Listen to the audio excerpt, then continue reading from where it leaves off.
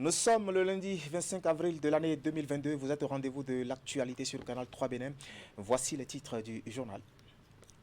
Demain mardi, les centrales et confédérations syndicales les plus représentatives iront à la rencontre du chef de l'État. Plusieurs sujets feront l'objet des échanges, notamment la revalorisation des salaires des travailleurs. À quelques heures de la rencontre, nous sommes allés à la rencontre du secrétaire général de la COSI Bénin, Noël Chadaré, qui nous parle de son état d'âme. Vous l'écouterez dans ce journal. Nous parlerons ensuite du 8e séminaire national et linguistique Nateni. Les assises ont réuni du 21 au 24 avril dernier à Kouba, dans la commune de Tukutura, les descendants de Kaba venus de l'Atakora et de la diaspora. 72 heures de débat et causerie sur les voies et moyens pour booster la culture Natemba. Et pour l'occasion, des organes dirigeants ont été renouvelés, nous dirons Régis Hippolyte Agossou et Kadri et Makoni.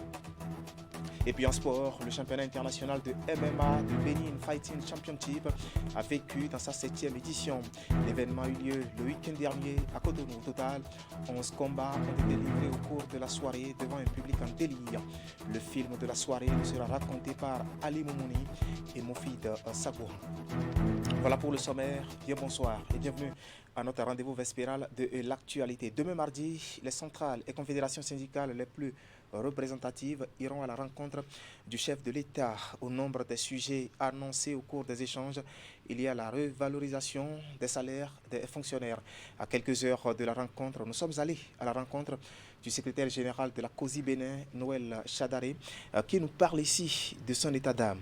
Écoutez-le. Je dois vous dire que c'est la totale sérénité. Nous avons l'habitude d'aller au palais rencontrer le chef de l'État. Donc, on est serein, on a la tête, n'est-ce pas, froide, le cœur chaud. C'est dans cet état d'esprit qu'on se retrouvera demain avec le chef de l'État, parce que c'est en décembre qu'on a eu l'information qu'on va revaloriser enfin les salaires dans le secteur public et le secteur privé. Maintenant, le gouvernement a pris tout le temps pour faire ces analyses, ces études, les simulations pour, n'est-ce pas, enfin espérer nous proposer quelque chose de bon.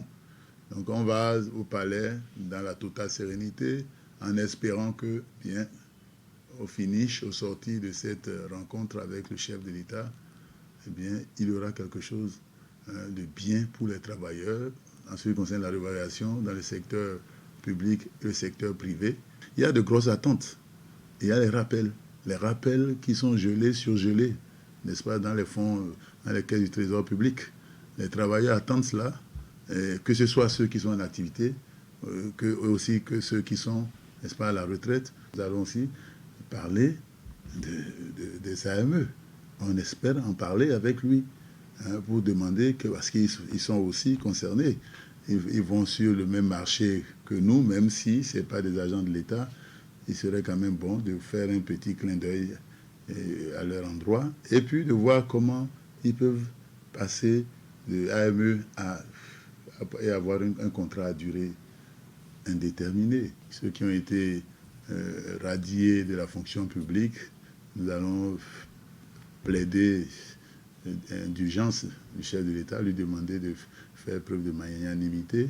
Et donc on a une position commune. Si le chef de l'État avance des arguments que nous estimons pas justes, nous allons discuter pied à pied avec le chef de l'État. Nous avons notre position, puisque c'est l'organisation syndicale représentative, les trois. Nous avons notre position et nous avons fait des travaux, des recherches, et donc on a aussi écouté des experts en ce qui concerne le domaine de l'économie. Donc nous avons des arguments aussi à faire valoir. Et si ce qui nous est proposé n'est pas bien, nous allons opposer à cela notre argumentaire. Voilà, c'était Noël Chadaré, secrétaire général de la COSI Bénin, sur des propos recueillis par Teddy Goudalo et Henri Ganti. Cap sur les communes du Bénin, où l'heure est à l'installation des secrétaires exécutifs. Dans la matinée de ce lundi 25 avril, la municipalité de Cotonou s'est mise au pas. Nestor Bossou, nouveau patron de l'administration municipale de Cotonou, a été installé dans ses fonctions et aux commandes de la cérémonie, le préfet du littoral, Alain Ronla. On va faire le point avec Asionbon Kani Asionbon et Mofid Sabouhan. Une nouvelle ère s'ouvre ici à la mairie de Cotonou. avec la prise de fonction du secrétaire exécutif. Tiré au sort il y a quelques semaines et conformément aux réformes de l'administration territoriale, Nestor Bossou prend service. Pour ce faire, c'est le préfet du département du Littoral, Alain Orunla, qui l'installe dans ses fonctions et prérogatives. Vous êtes le premier responsable de l'administration de la commune. À ce titre, vous devez assurer l'organisation des services communaux et l'exécution du service, la gestion des ressources humaines, financières et matérielles de la commune, la gestion de l'information et de la communication de la commune, la délivrance des permis et autres autorisations que prévoient les lois et règlements dans les domaines de compétences de la commune. Au titre de l'article 134 de la même loi, vous êtes l'autorité approbatrice des marchés publics communaux et selon l'article 135, vous êtes l'ordonnateur du budget communal. Le secrétaire exécutif prend déjà acte de ses nouvelles charges et puis de la fonction qu'il espère exercer avec le soutien de ses supérieurs hiérarchiques. Leurs expériences lui seront d'une grande utilité pour la réussite de sa mission. Nous avons donc, et tous, l'impérieux devoir d'accompagner cette réforme structurelle de la décentralisation réalisée par le gouvernement avec une politique cohérente d'orientation dans un style de management public ancré sur l'innovation, l'anticipation, la réflexion prospective, la satisfaction et la durabilité dans la délivrance du service public. Le maire Luc Setongi Atrokpo le rassure de son soutien. Les défis sont nombreux et c'est ensemble qu'ils peuvent réussir. Je voudrais croire et espérer que vous allez très vite prendre vos marques, car les tâches qui nous attendent sont assez nombreuses et diverses. Les défis que nous avons à relever sont multiples et multiformes. Je vous invite à faire en sorte que les objectifs que nous nous sommes fixés soient atteints et qu'au jour du bilan, nous soyons fiers de donner la preuve de la pertinence de cette réforme. La création du poste de secrétaire exécutif dans les mairies vise à éviter les collusions malsaines. Elle contribue à mettre à la disposition des communes et municipalités, sans distinction des régions et des potentialités, les meilleures compétences disponibles. Voilà, et quelques jours plus tôt, la commune de Bohikon, là nous sommes dans le département du Zou, goûtait aussi à l'ivresse de cette réforme sur la gouvernance locale avec l'installation de son secrétaire exécutif. Ici, c'est une femme qui est appelée à occuper ce poste. Son nom, Ginette Sessi Apiti. Et devant autorité, parents et amis, elle s'est engagée à accomplir au mieux sa mission. Voici le compte rendu de la cérémonie avec Imet Selena Moussou et Georges Vaudouna. Elle a pris officiellement fonction ce vendredi matin, conformément aux dispositions de la loi portant code de l'administration territoriale et cette déclinaison d'application. Ginette Sessi Apiti est désormais la secrétaire exécutive de la commune de Bohikon. Devant l'autorité préfectorale, personnel de l'hôtel de ville, les conseillers et autres invités, la nouvelle commandante de l'administration communale dans la ville Carrefour s'est engagée à accomplir avec dévotion la mission à elle dévolue. Oui, je m'engage. Je m'engage à accomplir cette mission avec dévouement et dans le respect des principes qui gouvernent désormais le secteur de la décentralisation et des textes qui le régissent. Monsieur le maire, le sort m'envoie aujourd'hui à vos côtés pour vous aider à réaliser la vision de développement du conseil communal qui est celle de faire de Bohikon une cité moderne et attrayante, un pôle économique, commercial, culturel, touristique où il fait bon vivre pour tous les Bohikonois. Aujourd'hui au Bénin, selon les réformes sur la gouvernance locale, le secrétaire exécutif est appelé à assurer la coordination technique des services de l'administration communale ainsi qu'une partie non négligeable des attributions et missions jusque-là dévolues au maire. À cette prise de fonction officielle de la secrétaire exécutive, le maire Rufino d'Almeida n'a pas manqué de présenter l'état des lieux de la commune dont il a la charge depuis juin 2020 avant de conclure. Tant qu'il reste à faire, rien n'est fait. C'est pour cela que les nombreux défis qui nous restent vont être relevés. Nous comptons sur votre engagement et votre disponibilité à nos côtés pour faire de Bohikon une ville attrayante une ville où il fait bon vivre. Madame la secrétaire exécutive, ne doutez pas un seul instant de ma volonté à vous accompagner, car votre échec est mon échec. Mon échec est l'échec de la commune de Boycon, ce que je ne saurais tolérer. Pendant vous s'installant officiellement dans vos fonctions ce jour, à la suite de la passation de charge, vous, le maire, vous devenez en remplacement de celui-ci le chef de l'administration communale, qu'il s'agit de la mairie ou des administrations des arrondissements. Vous êtes aussi, dès ce jour, l'autorité approbatrice des contrats de marché public. C'est elle, l'ordonnateur du budget communal. C'est elle qui signe les mandats. Point final. Dorénavant installée, la nouvelle responsable de l'administration communale de Boycon a bénéficié des conseils du préfet. Elle a également été rassurée de la disponibilité des uns et des autres à l'accompagner afin d'assurer au mieux les charges qui lui incombent dans le processus de développement de la ville Carrefour. Voilà, la réforme entre donc dans sa phase active. Place à présent au mouvement associatif. D'abord, les retrouvailles entre les filles et fils de Bafo dans la commune de Dassazoumé. Un rendez-vous annuel qui offre souvent l'occasion de faire taire les querelles et de réfléchir au développement de la localité. Cette année encore, l'événement a mobilisé des foules et pendant une journée, les natifs de ce village se sont retrouvés pour festoyer. Mais à côté du festin, il y a eu des réflexions autour des problèmes qui minent l'évolution du village. Nous allons retrouver ici Imet Hélène Amoussou et Georges Vaudonan. Retrouvailles des filles et fils de Bafo dans la commune de Dassazoumé. L'événement réunit depuis 5 ans tous les natifs de père et de mère provenant de cette localité. Nous avons pensé fédérer nos énergies afin de penser au développement de notre localité parce que nous avons constaté qu'il y avait assez de clivages et chacun courait dans son sens. Et dans ces conditions, on ne peut pas véritablement œuvrer pour le développement. C'est pourquoi on s'est dit que dans une ambiance festive, nous pourrons faire beaucoup parce qu'il y a la fête et il y a aussi les réflexions. Le rassemblement cette année a été élargi aux enfants de la diaspora. L'initiative est prise par Da FIFA Kamegbe II, 13e roi de Bafo. Pour l'occasion, cadres, élus et autorités à divers niveaux natifs des collines et principalement de ce village ont rejoint les rangs.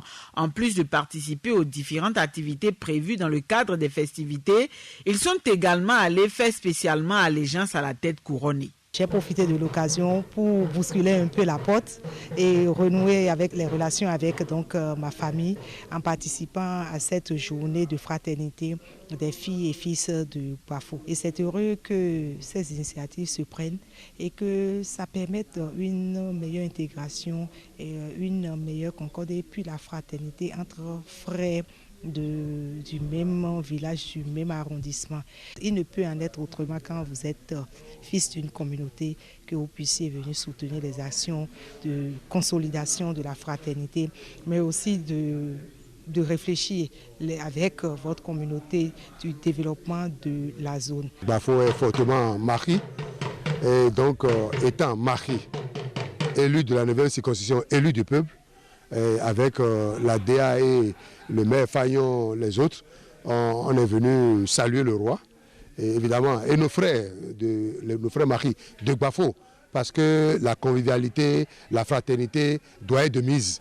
Pour une communauté restée longtemps divisée, les réjouissances constituent pour le roi nouvellement intronisé l'occasion de faire taire les querelles et réunir son peuple. Les enfants de cette localité sont appelés à accepter cette main tendue afin de prendre un nouveau départ en ce qui concerne le vivre ensemble, mais surtout pour que chacun apporte sa contribution aux actions de développement. Pour impacter davantage la population, plusieurs communications ont été présentées et ont été suivies de débats. À l'issue de l'Assemblée générale tenue pour la circonstance, de nombreux projets de construction d'infrastructures ont été retenus. Voilà, un peu plus loin de Dassazoumé, une association féminine a vu le jour pour renforcer davantage la dynamique des femmes dans la société. Son nom, Association Femmes Action Zinzin.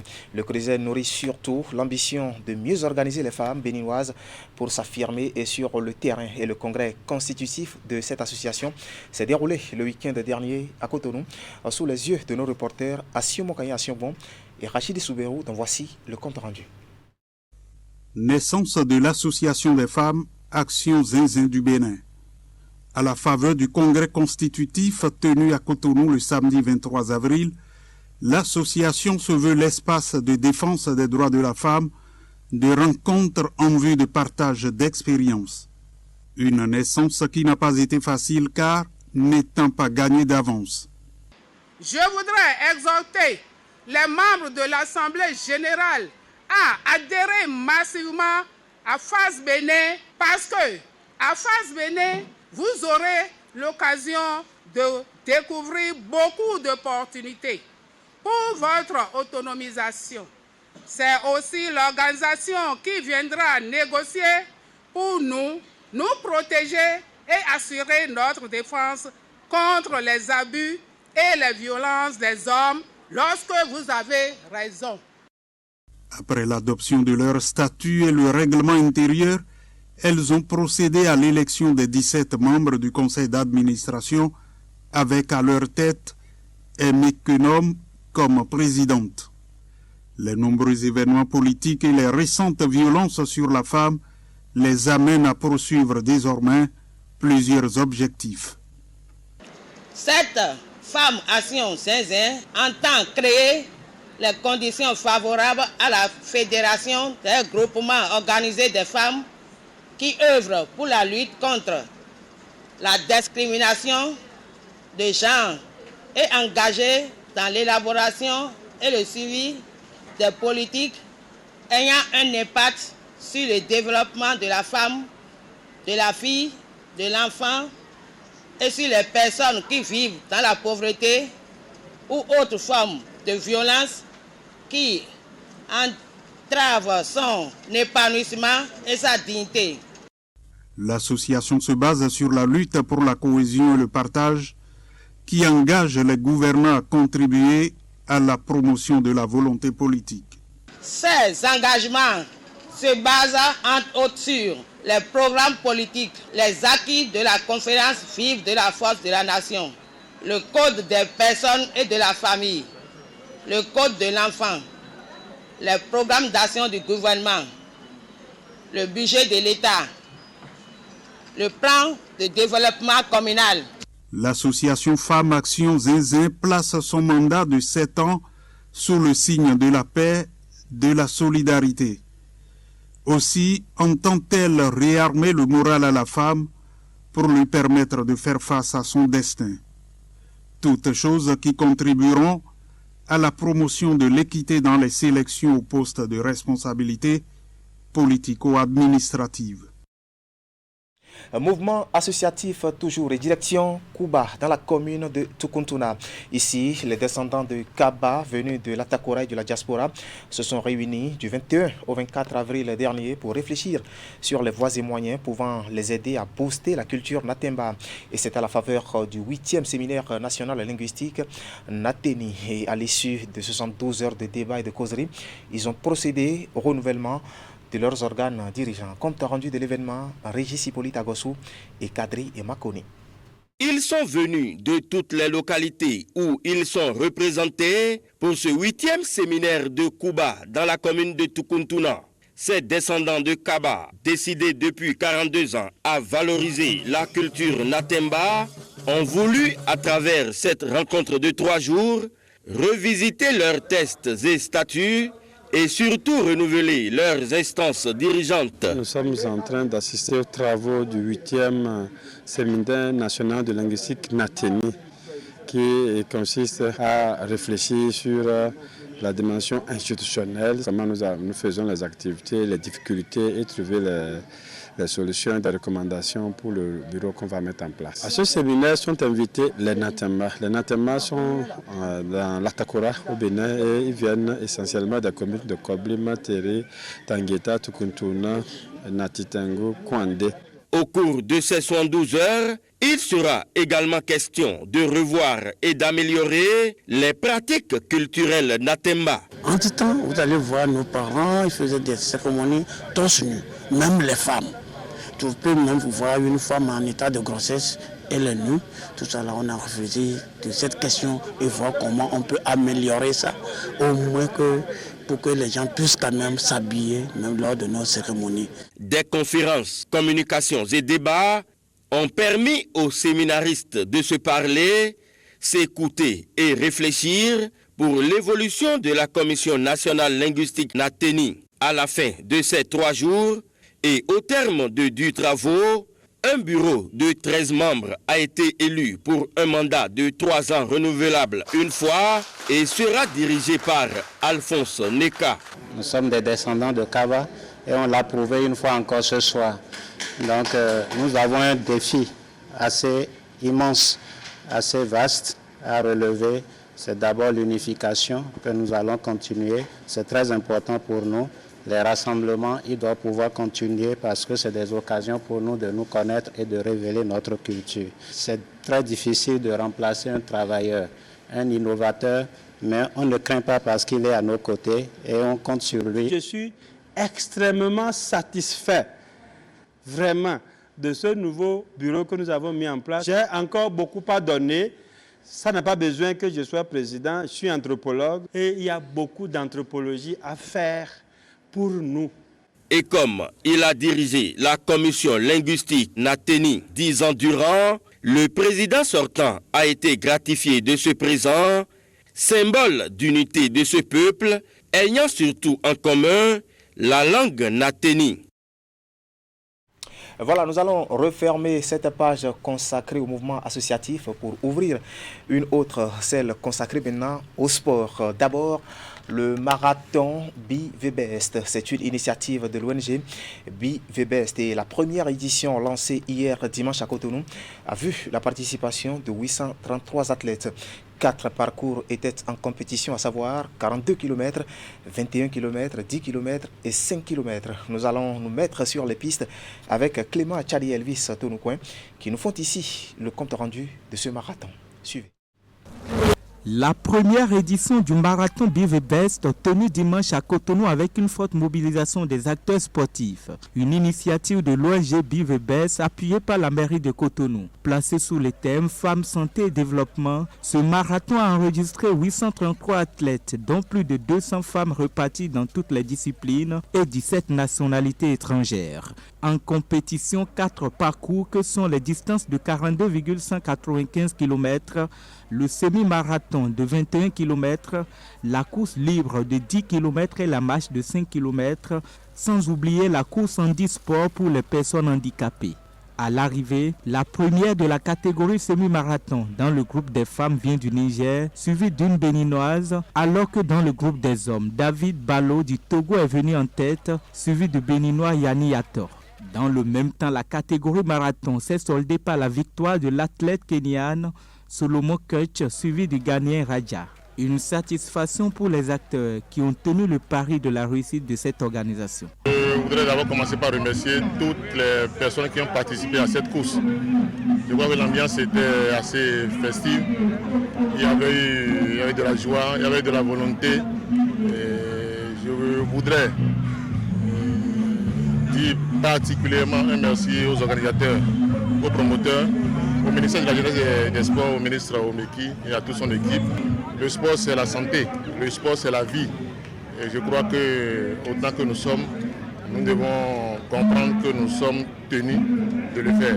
Après de longs mois, de longues semaines de préparation, le comité d'organisation du marathon, du premier marathon de Cotonou, le marathon Be The Best de Cotonou, est content de, on va dire, cette belle délivrance. Nous avons eu une belle organisation de ce marathon et nous avons eu une belle cérémonie de récompense qui couronne tous ces athlètes venus de loin et de près qui ont mérité ces différents prix, dont le premier, je rappelle, est d'1 million aussi bien pour les hommes que pour la femme. Après la course et l'identification des meilleurs athlètes, les gagnants se sont retrouvés à la salle de conférence de la mairie de Cotonou pour la remise des lots. À cette étape, des médailles et des enveloppes financières allant de 500 000 à 1 million de francs CFA ont été remises aux meilleurs de chaque catégorie. Et toutes les fois que vous avez des personnes aussi déterminées, nous avons l'obligation de les soutenir. Ce marathon, je prendrais plutôt un engagement.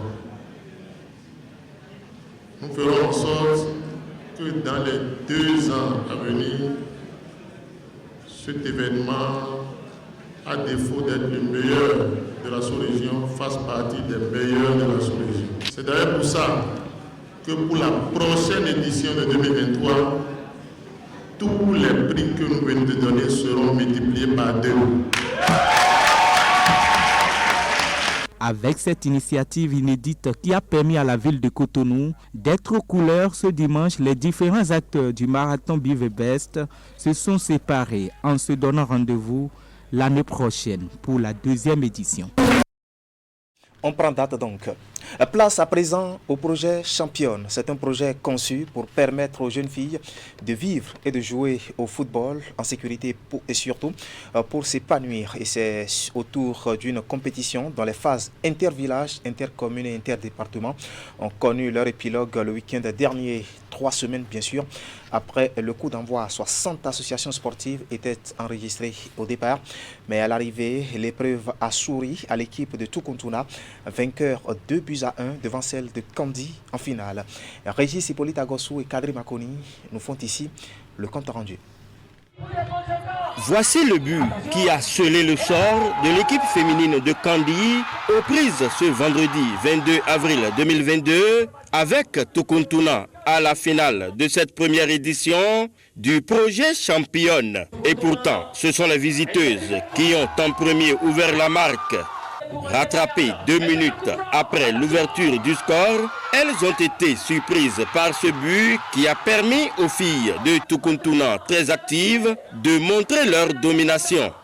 2-1, c'est le score final de cette confrontation. On a vu qu'on n'allait pas perdre espoir. Il faut toujours tenir le coup, même quand elles ont mis le but. On ne voulait pas perdre espoir quand même. On s'est entendu et on ne s'est pas découragé du tout. Initié avec l'appui financier de la FIFA, de l'AFD et de Plan International Bénin, le projet Championne vise à contribuer à la promotion de l'émancipation et de la protection des filles à travers la pratique du sport. Cette contribution se déroule autour du thème « Permettre aux filles de vivre et jouer au football en sécurité et s'épanouir ». Avec Championne, on joue, on apprend et on applique. Nous souhaitons mettre fin aux inégalités basées sur le genre et pour y parvenir, l'implication de tous est indispensable. C'est le cas du projet Championne qui mène ce combat à travers un certain nombre d'activités, particulièrement la pratique du sport dans 3 pays de l'Afrique de l'Ouest qui sont le Bénin, la Guinée et le Cameroun. Plusieurs équipes féminines de 12 communes de la Libourie, de la Takora et de la Donga ont participé au tournoi de ce projet. Une satisfaction pour tous. Nous espérons que Championne permettra à de belles footballeuses, à de belles équipes de football d'émerger. Mais surtout, nous espérons que de Championne viendront des jeunes femmes fortes, sûres d'elles-mêmes et de leur place dans la société. Je voudrais vous rassurer que le sport se conjugue très bien au féminin chez nous au Bénin. J'encourage tous les acteurs à consolider les bonnes pratiques issues de la mise en œuvre de Championne pour en faire une véritable boîte à outils, car les actions de ce projet doivent essaimer, elles doivent se diffuser et se capitaliser. À la fin de cette fête du football féminin, les 4 premières équipes ont reçu des médailles et des lots et ajouté à tout ceci un trophée pour les 2 premières.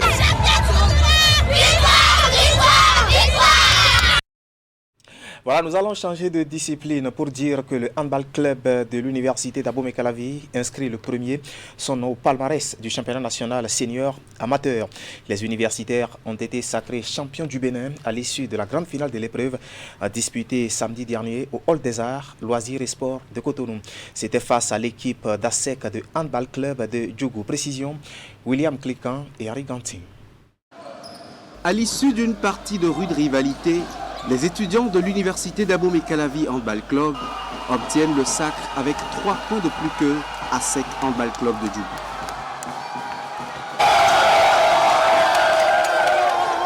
C'est une finale de pur régal que les joueurs ont offerte au public du Hall des Arts sous les regards admiratifs de nombreux responsables nationaux de ce sport de main. Les universitaires ont arraché cette victoire avec tact, L'équipe adverse a prouvé plusieurs rebondissements de jeu à l'appui qu'elle n'a pas parcouru les plus de 500 km en vain pour participer à cette première édition du championnat senior amateur de handball. Je suis vraiment satisfait. C'est le travail qui a payé. Nous nous sommes donnés à fond. Et grâce à nos efforts, on a pu atteindre ça. Mais c'est l'unité qui a été la clé de cette victoire. Nous étions unis et c'est pour ça que nous avons pu remporter ce trophée. Et nous étions à bout de souffle, mais on n'a pas baissé les bras, on a continué ainsi et c'est ça qui a donné la victoire. Les organisateurs et les partenaires de cette compétition se frottent les mains pour l'avoir réussi. Satisfaction globale. Les joueurs ont fait montre de beaucoup de combativité, sans agressivité. Et on se dit qu'il manquait de compétition. On sait maintenant à quoi s'en tenir au niveau de la fédération. On travaille dans la continuité. Il y avait des gens qui ont commencé. Nous sommes venus, nous sommes en train de continuer. Ce qui a été commencé, c'est la victoire d'un collectif, tout le bureau de la fédération. Extrêmement satisfait avec les efforts qui ont été fournis, avec l'ambiance qu'on a vue et avec la joie et le bonheur que tous les participants, le public, tout le monde a témoigné de ça. On ne peut qu'être satisfait de cet événement. Cet événement, comme d'autres événements, s'inscrivent dans une démarche que Move Africa souhaitait mettre en place depuis un certain nombre d'années. Les jeunes sont au cœur de notre préoccupation. C'est Adjidja Handball Club qui sort 3e de ce championnat. Les titres de meilleur joueur, buteur et entraîneur reviennent aux gagnants. UAC Handball Club.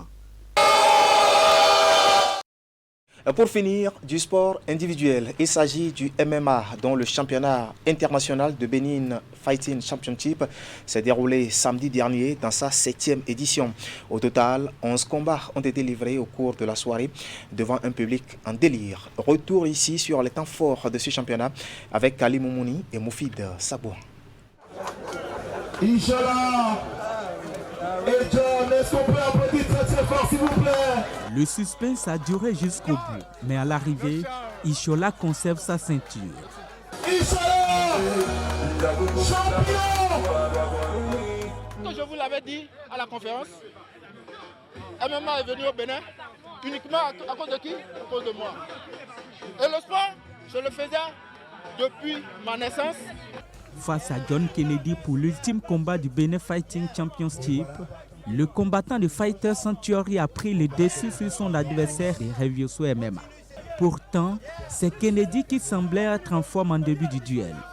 Les deux adversaires ont fait l'option de s'affronter debout au cours du premier round. Dans le deuxième, Ishola tente de déposer son vis-à-vis qui renverse la tendance.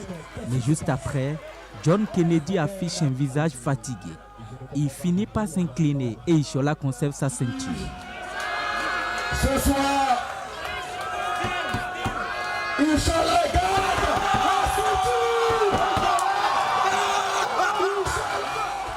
Au total, 11 combats sont livrés au cours de cette soirée du MMA du Benin Fighting Championship avec 2 combats co-principaux. Le premier est remporté par le Nigérian Jekiel Ayana face à Pascal Akogbeto du Bénin. Le second combat s'est soldé par la victoire d'Abdallah Belaoui, venu de la France, qui s'empare de la ceinture de Jean-Eudes Dayon de Revioso MMA. Celui qui ne déçoit jamais Chérif Dramé a encore remporté son combat par soumission face au Gabonais Ruben Koba. Je n'ai pas perdu, mais j'ai appris. Ça m'a servi de leçon. Je peux dire que c'est la première soumission depuis tous mes combats. Et c'est le travail qu'on a fait à la salle. C'est la première fois qu'il a gagné par soumission. Ouais. Le seul combat féminin de la soirée a connu le succès dès le premier round de Nora Connell de la France face à la Nigériane Juliette Choukou. C'est-à-dire, je m'attendais à ce que mon adversaire soit un peu moins coriace, mais elle était vraiment forte, elle était physique. Elle avait plus de connaissances que ce que je pensais par rapport au profil qu'on nous avait montré. Donc c'était vraiment bien. Je suis contente, je ne me suis pas exprimée dans mon sport initial, la boxe thaï, mais j'ai pu faire ma première soumission, donc je suis très heureuse. La 7e édition de Benin Fighting Championship a été un succès pour les organisateurs. Ceci grâce au public qui s'est massivement déplacé. Ce qui m'a surpris, c'est le niveau des combattants. Je crois qu'aujourd'hui, on a un niveau qui, tout au moins, est international et nos combattants peuvent désormais sortir, je pense, au niveau sans être complexés. Nous sommes confiants. Ce que nous avons délivré aujourd'hui comme travail, comme résultat, comme spectacle, attirera définitivement beaucoup plus de monde. Voilà, c'est sur ce sport de combat que nous allons mettre un terme à cette édition. Toute l'équipe technique et celle de la rédaction qui m'accompagne vous remercie de nous avoir suivis. Le prochain rendez-vous de l'actualité, c'est tout à l'heure à partir de 22h30 et c'est notre édition de la nuit. Moi, je vous retrouve demain mardi si Dieu nous prête vie. Bonne soirée à toutes et à tous.